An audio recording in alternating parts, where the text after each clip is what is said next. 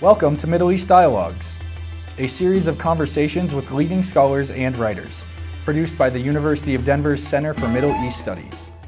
Your host for this episode is Nader Hashemi, the director of the center and the associate professor at the University of Denver's Josef Korbel School of International Studies. Our guest for this episode is Christopher de Bellaigue. He is a graduate of Cambridge University, where he read Hindi and Persian. He was the former correspondent for The Economist, covering Turkey and Iran, and has written on the politics and societies of the Middle East for the New York Review of Books, Granta, The Guardian, Prospect, Harper's, and The New Yorker. He has also held visiting fellowships at Oxford and Harvard. His publications include Patriot of Persia, Rebel Land, In the Rose Garden of the Martyrs, and most recently, the Islamic Enlightenment, the modern struggle between faith and reason. Okay, Christopher de Bellaigue, welcome back to the University of Denver. It's a great pleasure to be here. Wonderful to have you again, and congratulations on the book. I finished it last night, and I think it's a major contribution. So the first question is, can you share with our viewers the background to the book? What made you write a book on the Islamic Enlightenment? The background is rather a personal one. I was a journalist in the Middle East and in India for something around 15 years. And I was constantly involved as a journalist. It was constantly asked of me that I be in a process of comparison. The countries that I was in, what kind of progress had they shown? What kind of advance towards the levels of development that we in the industrialized West take or took for granted? And this idea of constant comparison was rammed home to me when I was in countries where some of these levels were very low. And I would often be in the presence of some sort of venerable Westerner, whether it was a Western ambassador or someone visiting from the World Bank or anyone of that kind. And very often at the end of our conversations about the poor human rights record in country X or the low literacy levels in country Y, often the conversation would end with the following piece of information. What you must remember, Mr. de Bellaigue, is that this country has never had an enlightenment. Islam has never been through a reformation, an enlightenment, an industrial revolution, all of those events that we in the West regard as absolutely crucial to our story of development. And it is through that light, in that light, that you can understand why country X and country Y are so behind. And so that got me thinking. I started thinking firstly what this word enlightenment connoted and what it meant. And also I started to think of, well, is this actually correct? Is it actually correct to impute a kind of stagnancy and a paralysis in country X and country Y across the Middle East, or indeed in India? And it started to seem to me, looking at these little historical events, that it was wrong, and that there was an entrenched misapprehension and a miscomprehension on our part with respect to a vast swathe of the world. And so that was what prompted me to start making this inquiry. And you say in the introduction to the book that those people who call for an Islamic Enlightenment or Reformation, or indeed that Muslims in Islam need to develop a sense of humor, that general demand and claim tells us more about the person who's making that demand than it does about the object of study, in this case, the Middle East or the Muslim world. You want to elaborate on that? I think it goes back to a worldview that has become very established, using words like the West, with all the caveats involved, in the West with respect to the Muslim world in particular. And you find it going back to travel writing in the 18th and 19th and 20th centuries about the Muslim world. This emphasis on the unchanging nature, this adhesion to tradition, this resistance to change. And I think it goes right the way through it. It infects the academic discourse with respect to the Muslim world. It certainly had an effect and is manifest in the claims of someone like Bernard Lewis, that there is an ineluctable clash between civilizations, and I think it's a kind of cultural predisposition. You see it in travel writers, writing at moments of extraordinary change, revolutionary change across the Middle East and the Islamic world, and you find them referring to the old tropes, to the old, this illusion of immobility. And it seemed to me that the Islamic world that I was inhabiting as a journalist and that they visited can be accused of a lot of things, but immobility is not one of them. Right. And so you say somewhere in the middle of the book, quite interestingly, that about 100 years ago, maybe 150 years ago, it was a lot easier to articulate dissenting and controversial ideas and get a hearing for those ideas. It was a lot easier to do that 100 years ago in the Middle East than it is today. How would you explain the difference? I think that in some parts of the Middle East it was certainly easier to come out in favor of Darwinism. It was a lot easier to cast doubt on the existence or the attributes of God. And we see important clerical figures in the Islamic past doing that as well as secular and lay figures. Why that should be the case, I think, is part of a much broader story. Where we were 100 years ago, or I should say a little over 100 years ago, let's say 1912, 1913, before the First World War, we were at a position in the central catalyzing territories of the Middle East, i.e. Turkey, Iran and Egypt, where pro-democracy movements had taken hold. There was a wide and broadening demand for emancipation in terms of politics. The harem, the segregated space for women, was breaking down. Slavery was being consigned to the dustbin of history. There had been an enormous and very, very rapid telescoped progress across all different fields. And part and parcel of that was the idea that you could express dissenting views. Where that stopped, I believe, there's no single reason, but I think an important factor was the imperial carving up of the Middle East after the First World War and the replacement of sovereign, unstable perhaps, but nonetheless sovereign entities with either colonial implants or militaristic regimes that were designed as a defense mechanism against colonization. I speak about Turkey and Iran. And that idea of authoritarianism, authoritarian development, or the flip side, Islamist development, came into being. And so that sphere for speaking radically began to contract.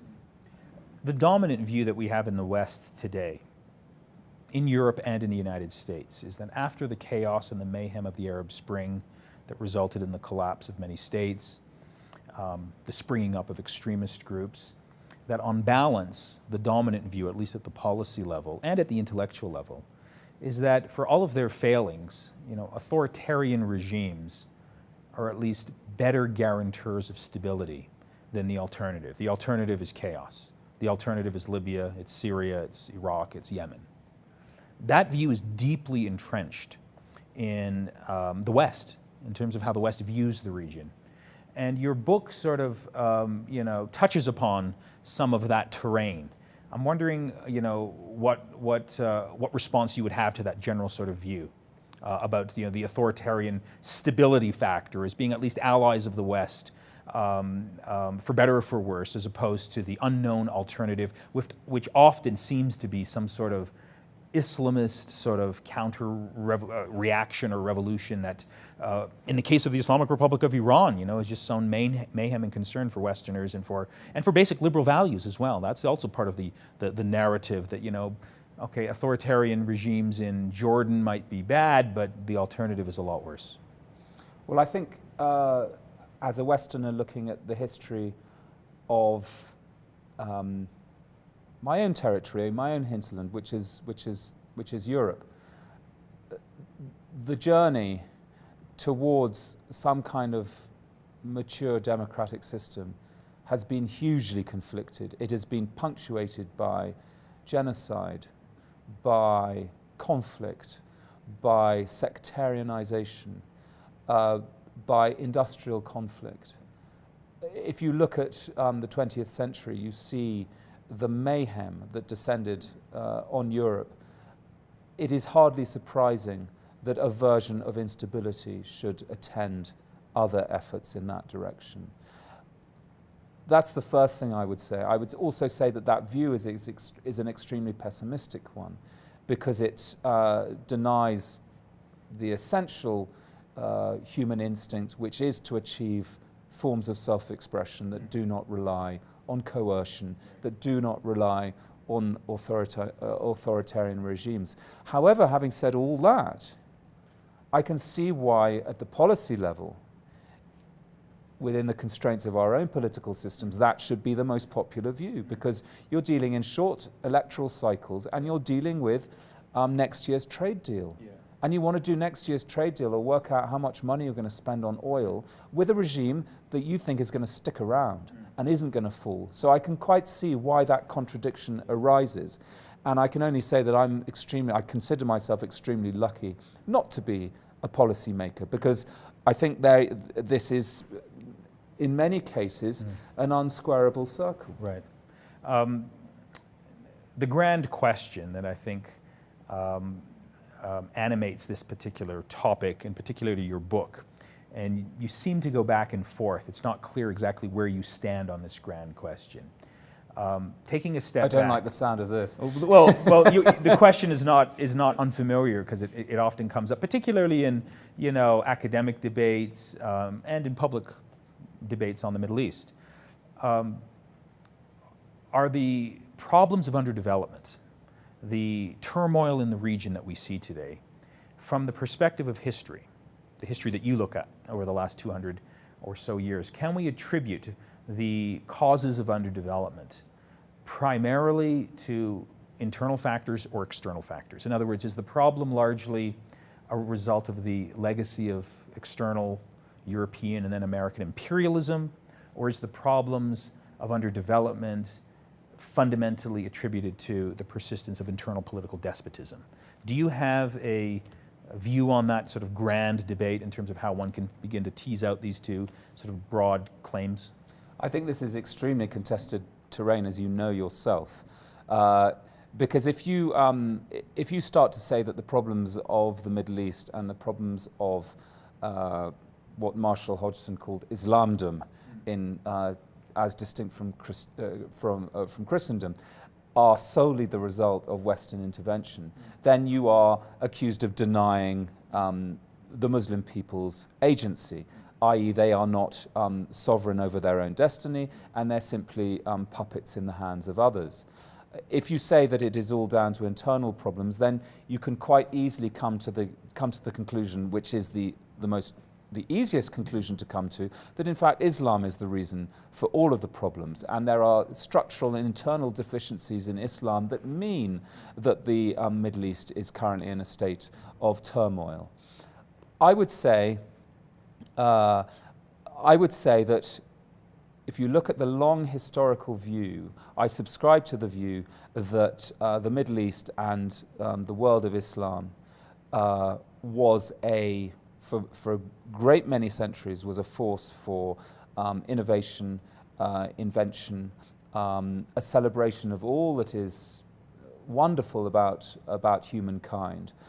But a certain amount, a combination of external and internal factors slowed that development to the point where, at the beginning of at the end of the 19th century, the region was ripe for plucking. It was a ripe fruit that the European imperialists just simply couldn't keep their hands on. And so, over the course of the 19th century, even as the region developed in so many different ways and life was transformed, Britain and France in particular, but other nations also, Russia and Iran, were sharpening their claws.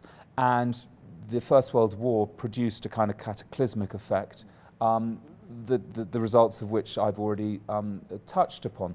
So I think, I don't think you can come down. I would never come down on one side or another. I would try and work on a case-by-case basis and work out why it is, what particular combination has brought about this deeply, deeply saddening state of affairs now. I would say that that geography and demography has not been a friend of the Middle East in the past, and climate have not been a friend of the Middle East in the last 20 or 30 years. I would say that the invasion of Iraq by the United States and its allies has been a deeply destabilizing event.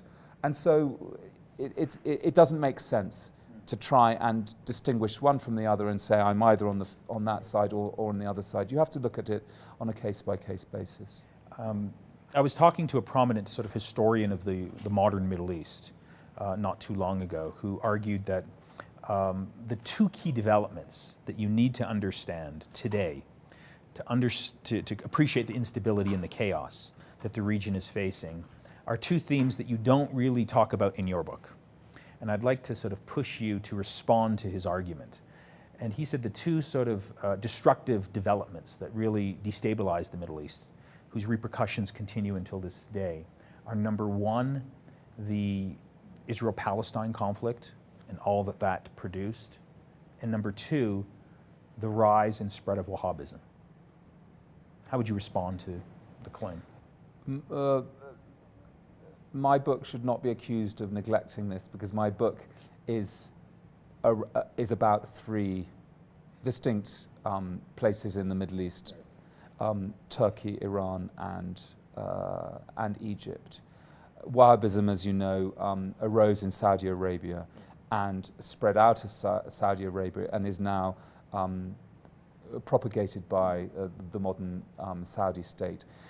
The creation of Israel and the conflict with the Palestinians that ensued is also of importance, particularly to the Egyptian story, less importance to the Turkish and Iranian story, although on a rhetorical level, symbolically very important.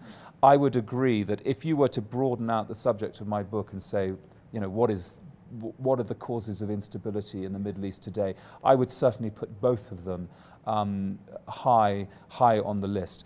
The creation of Israel is, in the eyes of not simply Palestinians but many others, an example, or the supreme example, of high-handed imperial meddling in the region, of which there are many other examples as well. And that has been used. It is an authentic cause, but it has also been exploited politically to cover a multitude of sins, not simply by the Israelis, but also by many Arab regimes as well. The Saudi encroachments and its use of Wahhabism, particularly since 1979, as a way of countering what the Saudis believe to be the expansionist policies of Iran, but also to gain purchase in Afghanistan, in Pakistan, the Balkans and elsewhere, have also, I believe, been extremely damaging. And yes, I would agree, I would concur. I don't want to reveal anything to our viewers that you don't want to have known, but I was wondering, as a final question, you might like to share with our viewers what your next book project might be about. Is that something you want to talk about, or would you prefer that we sort of leave it until further notice? My next book project is a subject of so much debate within myself and between myself and my publishers that were I to say anything now, it would very likely turn out to be false. So I don't want to mislead either you or your viewers. But I hope it will be. It will in all likelihood have it will be about something to do with Islam. Right, wonderful. Well, thanks again for the contribution to the book. My students will be reading it as sort of mandatory reading in their courses here at the University of Denver, and best of luck on the US book tour. So they'll be cursing me every week. Well, more me, but hopefully they'll learn something at the end. That's the objective. Thank you very much. Very good.